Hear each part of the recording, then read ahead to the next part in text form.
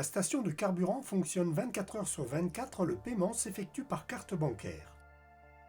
L'accès à la cité marine du port de la Galère, dont l'entrée est gardée, et donc de la rampe de mise à l'eau, est réservé aux seuls résidents.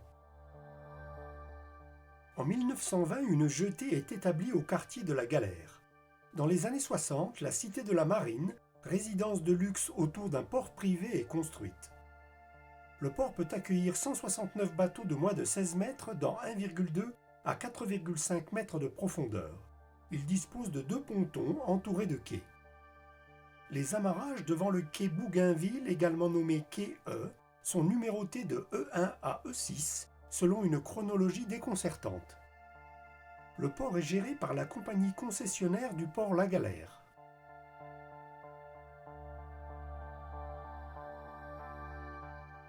La capitainerie est au premier étage de ce petit immeuble devant le quai numéro D.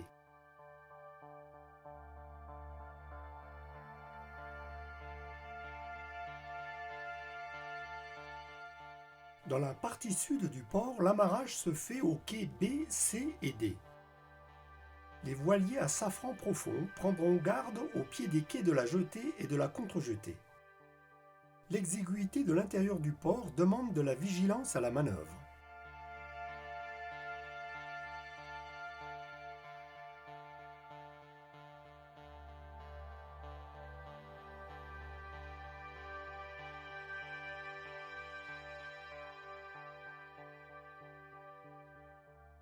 Il n'y a que 2 possibilités de restauration dans la cité marine. Ici, ce restaurant, autour de la piscine, fonctionne en été.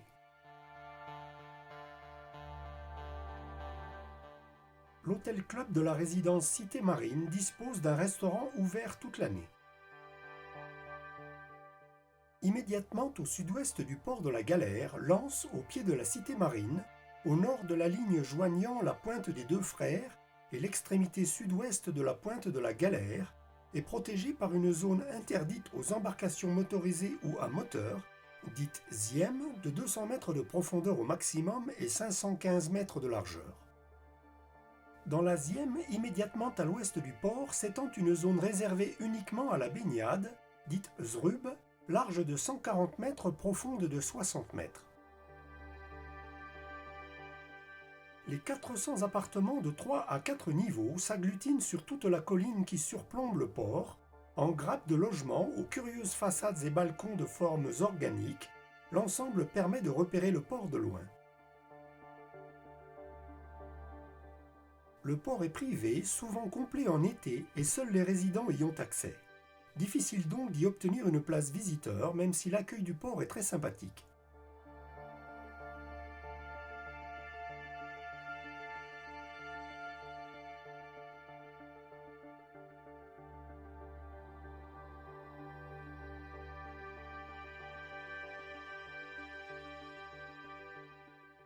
Les amarrages du quai numéro A occupent l'intérieur de la jetée.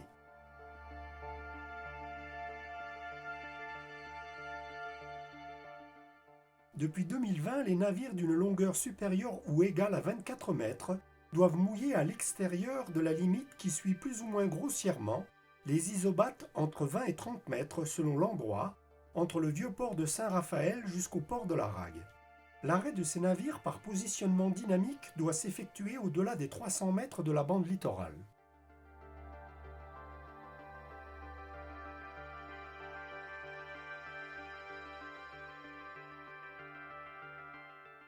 Les îles de l'Érins se situent à 4000, soit 7 km à l'ouest du port de la Galère.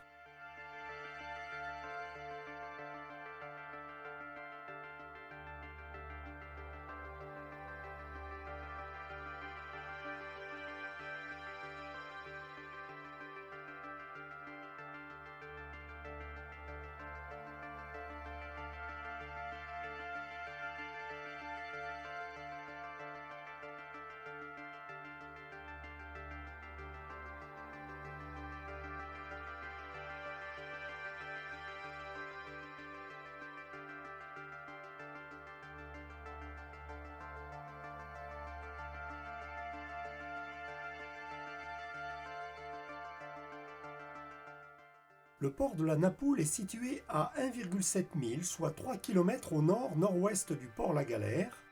Le port de la Rague à 1,5 mile, soit 2,7 km au nord-ouest. On se tiendra à distance de sécurité du rivage au fond malsain entre la pointe de l'Aiguille et la pointe Saint-Marc.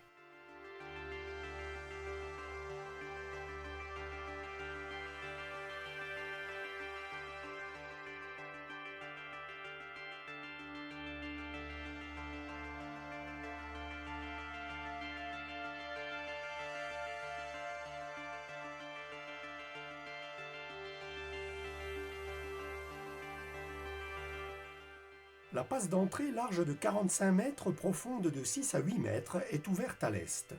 Par vent d'est, la houle peut rendre l'entrée dangereuse, mais dans le port, le ressac est faible. Difficile de mouiller devant l'entrée du port, où les fonds tombent vite au-delà des 15 mètres.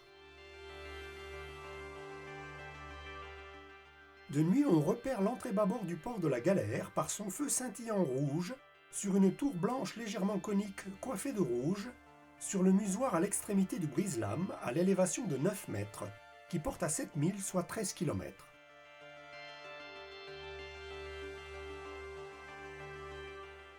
Au pied des falaises du rivage à tribord de l'entrée, une bouée verte équipée d'un feu scintillant vert balise les dangers des fonds rocheux. Cette bouée apparaît sur les cartes chaumes, mais pas dans le livre des feux. Le muret de l'enrochement de l'épi de la contre-jetée, à tribord, est peint de 2 bandes, blanche en bas, verte en haut, équipée d'un feu isophase vert d'une période de 4 secondes, portant à 2000, soit 3,7 km. Les dangers de la pointe Saint-Marc sont repérés par une balise à flotteur au sud-est, équipée d'un feu à 2 éclats verts toutes les 6 secondes, à l'élévation de 7 mètres, portant à 5000, soit 9,3 km.